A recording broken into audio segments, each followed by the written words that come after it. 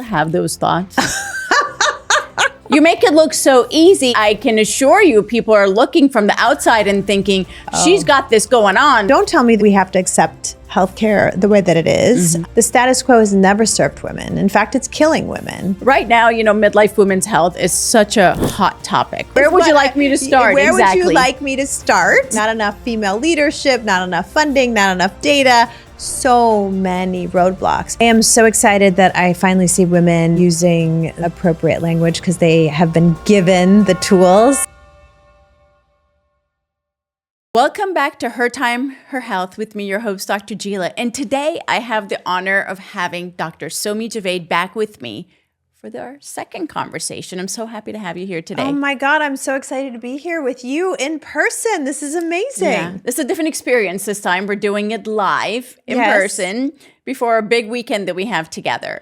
And the fact that you're here, it's very, very impressive. And I'm just so grateful, honestly, to have you here with me. And as part of this whole journey that we're all on, I love having you on my side. I am so excited to be here. Thank you for having me. And I love it when people invite me to beautiful events with great people. And it's not bad when you have a beach nearby. So I'll take it. It's a win-win all around, right? Yes. Okay. So I kind of want to dive in because there's so much I want to get to speak with you about today. And there's been so many changes since our last conversation. And I'm going to start with that. The last time we spoke, HerMD was still your active mission. You've since successfully sold the company. What does it feel like to let go of the thing that you built your name on? And what are you working on next? Ooh, it felt like giving birth and letting go of a baby. So there was simultaneous freedom, excitement, but also a little bit of sadness. It's something I had built over 10 years, and we were able to sell it as two business units, an educational platform, which fills my heart, and a telehealth model.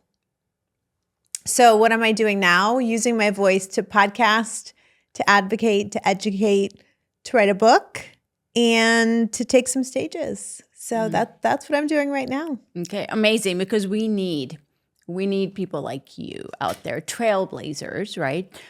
People who saw the bigger picture before it was, trendy, basically, to be there and do all of this. And you bring a human side to this conversation that I think a lot of women connect with. Where does that come from? Tell me a little about that. Oh, that was always natural. And, the funniest thing is that is the one thing they tried to train out of me. In medical school and residency, they told me I was too casual, I was too approachable, and I just wanted to connect with my patients. And they wanted me to be, you are a doctor, they are patient.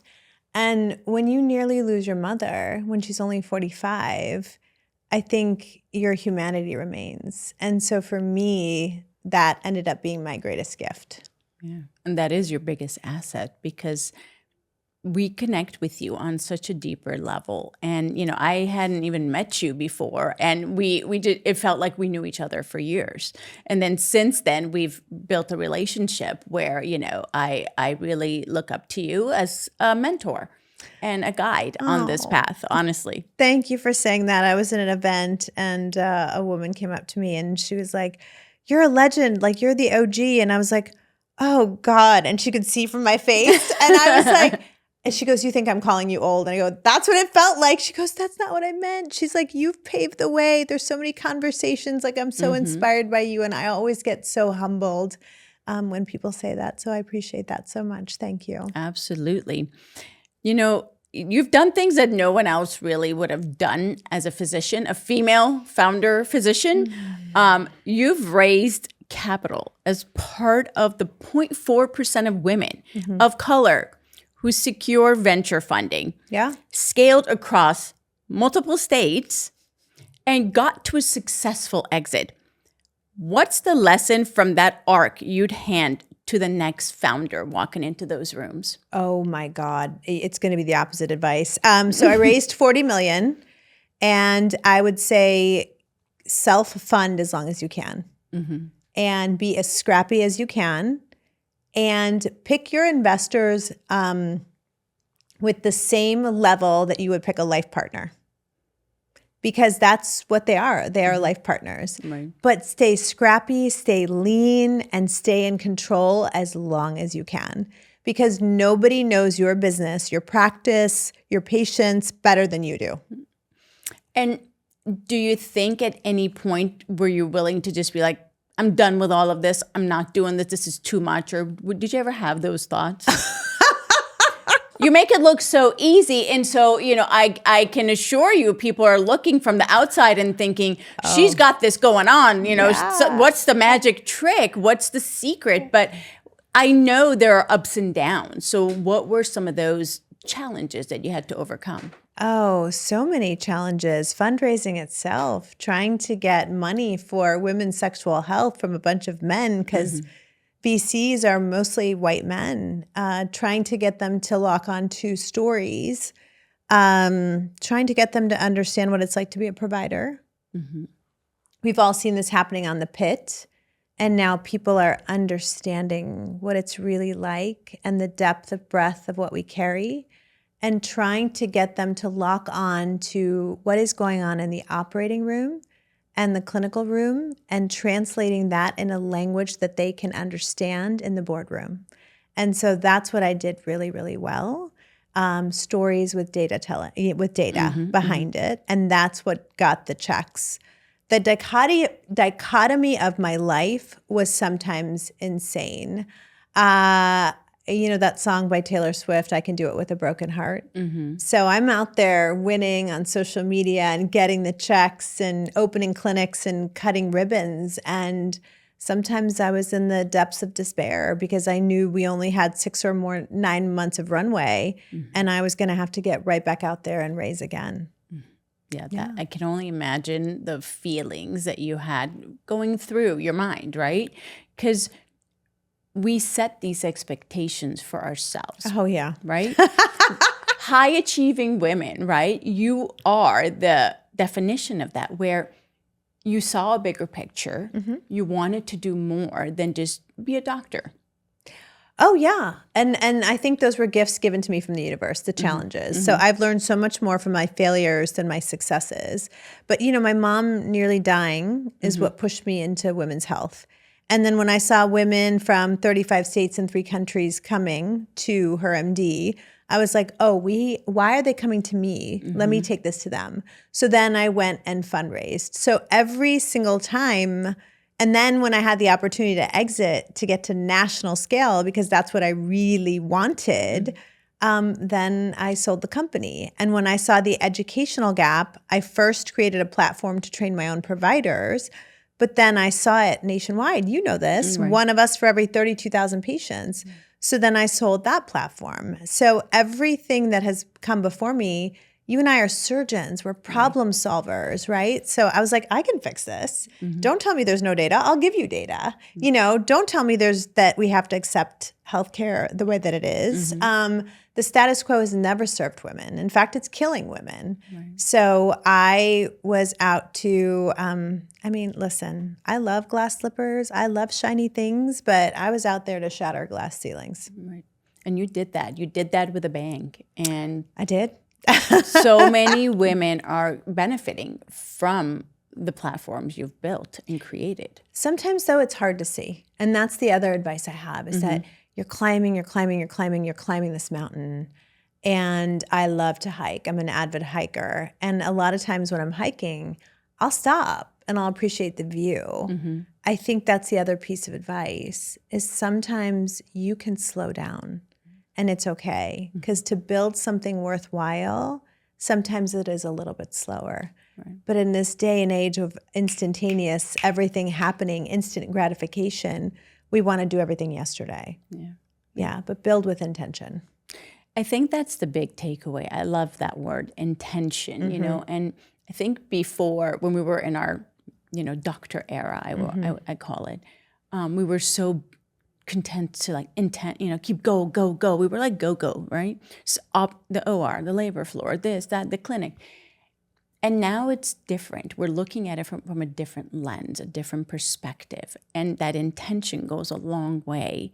And it's us, I think, opening each other's eyes up with what's happening with women's health, the lack of information, education, access, and realizing, okay, we can do something about this. And going out into the, other states and other, platforms and seeing, hey, women are really excited to hear this. And when we get these questions asked and they're like, thank you so much for saying that because it made me feel seen, validated. And heard, And yes. heard. I think that's what gives us the gusto to keep going, right? And I think, though, with intention, it means you're not chasing anymore. Right. I don't want my patients to have to chase answers. I don't want to have to chase things anymore. So now it's almost like when you put that intention out there, you attract what is rightfully yours and what you should have had all along. Yeah. Yeah. That's just, it's just such a breath of fresh air to hear all of this being, spoken about in such an easy manner, because that's really what it's all about in terms of the platforms and the education and everything that we're doing, right? There is such a momentum shift now going on. 10 years ago, I was by myself. Yeah. This was You before sure the Middies and Mavens and Right. Alloys of the world. And people thought I was a lunatic for wanting to open a menopause sexual health care center in Cincinnati, Ohio. Right. They're like, what are you doing? But it was after listening to my patients' stories and feeling so inadequate as a physician and not being able to offer them solutions and evidence-based solutions that I was like, I've got to do something. Yeah. I've got to fix this. Yeah. So the surgeon and the doctor and the woman and mother in me was like, I can do this. I can fix this. I just didn't know how broken our healthcare system was. Yeah, until you got deeper into it. Until I got onto the business side of it. Wow. Yes. Yeah. Correct. That's a whole nother podcast in and of itself, I think. That's a whole episode. Right now, midlife women's health is such a hot topic, right, in wellness.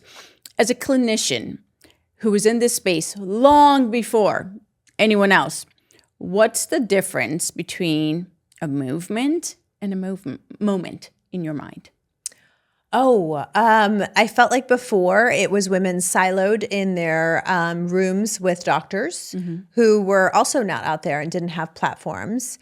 And we were diagnosing and treating, and I had to learn and train on my own dime and time, I always say. Now I feel like we have finally figured it out. We need patients and doctors and researchers and investors and celebrities and lawmakers to all be on the same page. Women are dying at the hands of our healthcare system from lack of access to evidence-based care and education and knowledge about their own bodies. And so when we are all on the same page and we are writing the checks and conducting the clinical trials and having the conversations and removing the stigma, taboo, and shame, that is a movement, my friend. When I diagnose menopause in a clinical exam room, that's a moment. But a movement is when we are all collectively raising our voices together and saying no more. Right. Yeah, and that's when things shift. And that's when change actually happens. But it takes a lot of us. And, I love when I go to the events and the society meetings and all of that. It feels like we're so powerful because there's so many of us in that room. Until I come back and I realize in my community, wait, hold on. I mean, I'm a solo driver here, Right. But I do have to say, even in my own community here, things are shifting and changing and moving, and people are coming. They're stepping up. They're asking better questions, and they're curious. What else can I do? So honestly, you'll see, at the event tomorrow, some are actually healthcare providers in the audience who are really either doing the work already or wanting to learn to do it. So, well, that's what I learned when I first went to CMEs to learn about this, was that doctors and providers weren't being given the tools on how do I take this great data or this great way of practicing and integrate it into my practice? It's the same gap I saw in VC without physician leadership. They didn't know how, they were problem solving in a vacuum. And they maybe came up with a brilliant idea, but the brilliant idea died because without provider adoption, you have death. It's never going to work. And until you have walked the walk, been in those rooms, and understand clinical workflow, an idea in a vacuum is not going to work. And so you have to give providers and investors the tools to understand what are the real stopgaps, what are the problems, how am I solving them, and then how am I going to easily integrate this into clinical workflow? Because I don't know if you saw the article, but a doctor's or a provider's 8-hour day actually is about 27 and a half hours of work. Right. So if you're going to teach them something new and it's going to add more time to their day, how are they going to do it? Right. It's not feasible. It's not. Right? We don't have enough time. And I can attest to the fact that I know doctors want to do the best for their patients. They do. Like we're really, that is that's why we all went into the field.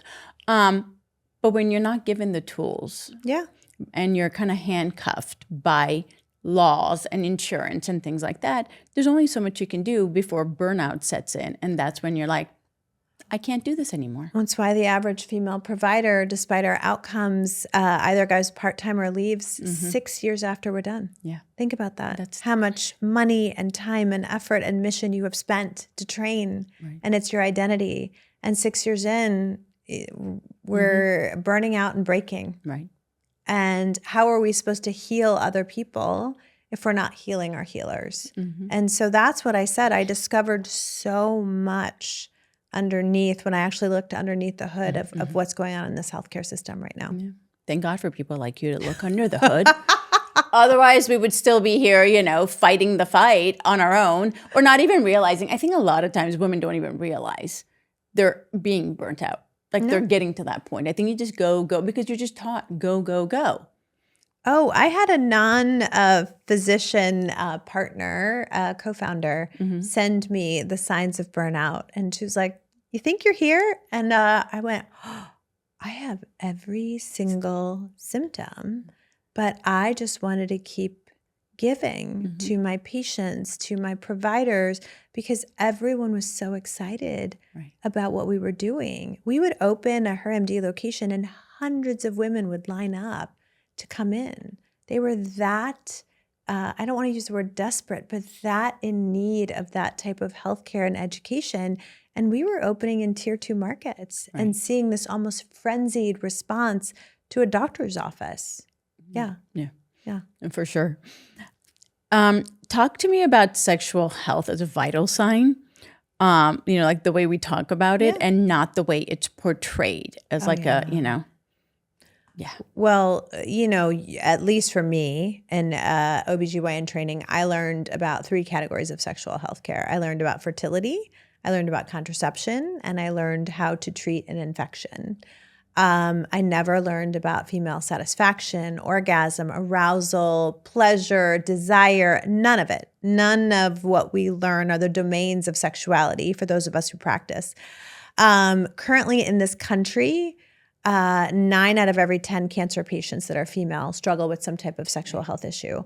Yet only 1 in 10, despite guidelines, have this addressed. So do I see more and more doctors learning? Yes, because I teach courses. I see sold out rooms now, whereas before, remember at ACOG, the sex lecture, no one was in the room. So you have more people showing up. You have VCs that are dedicated to deploying capital to sexual health innovation. Day to day, it's slowly shifting, but I still hear, oh my God, you're my 8th doctor or my 9th doctor. I was in San Francisco and I had a woman crying because she literally asked her board certified OBGYN, is there an FDA approved medication for low sex drive for women? And do you know what the doctor told her?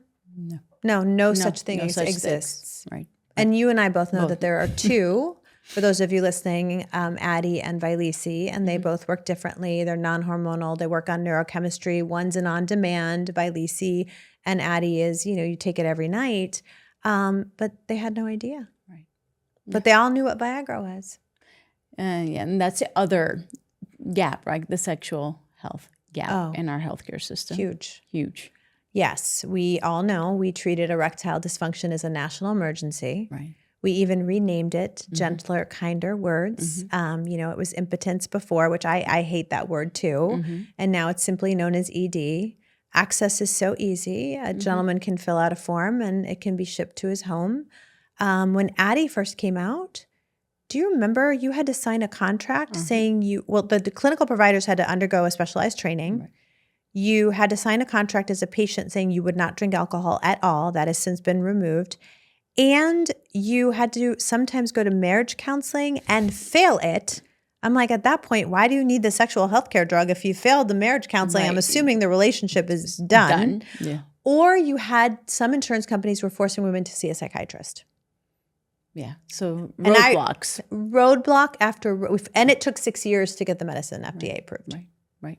Yes. No. The whole pink pill documentary is just another mind-blowing component to all of this. If that doesn't make every woman in America mad, I would be shocked. Right. Because it shouldn't have taken that long to give us even one optionality when the opposite sex has, 20-some options. Right. Not that they don't deserve them or they need them addressed. I am just advocating for equal access, equal funding, and equal urgency.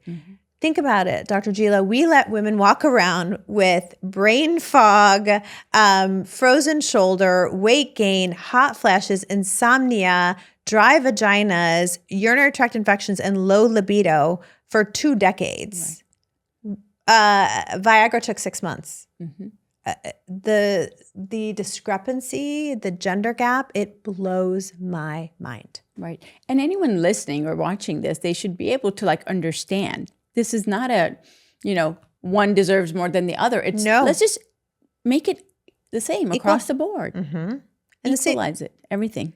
Equalize it, and even the insurance reimbursement. Yes. When you take equivocal procedures right now, men and women, it's like 3-to-1. Right.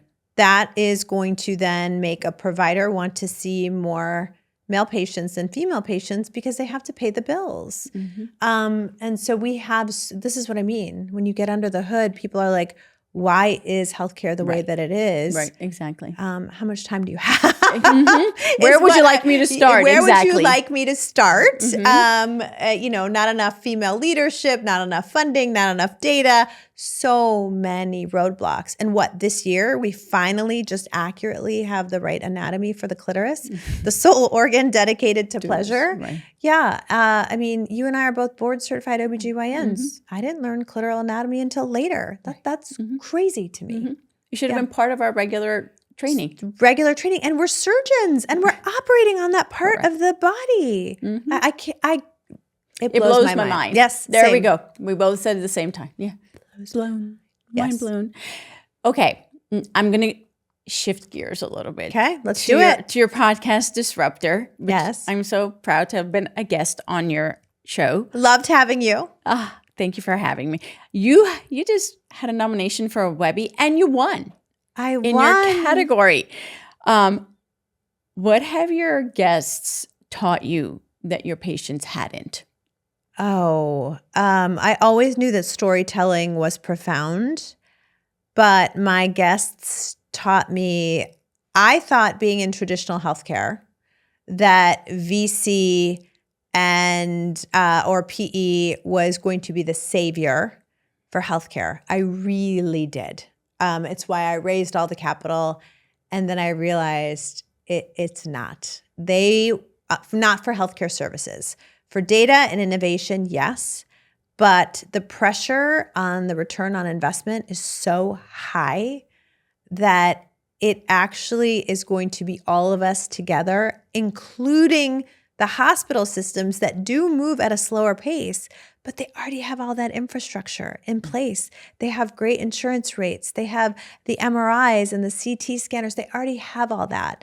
If they meet with Femtech and come together with the providers like you and I who are leading these conversations, that's where the true magic is going to happen. So I thought, I was so excited because VC was moving fast, but in the healthcare services. So that's what I learned from my guests, because I have interviewed a lot of trailblazers and people on the front edge of this movement. And that's what they're also slowly learning as well. Okay. Yeah, they're coming along. They're like, okay. So maybe that wasn't the complete and total answer. It's part of it. Right. But I thought it was going to save the day. Yeah.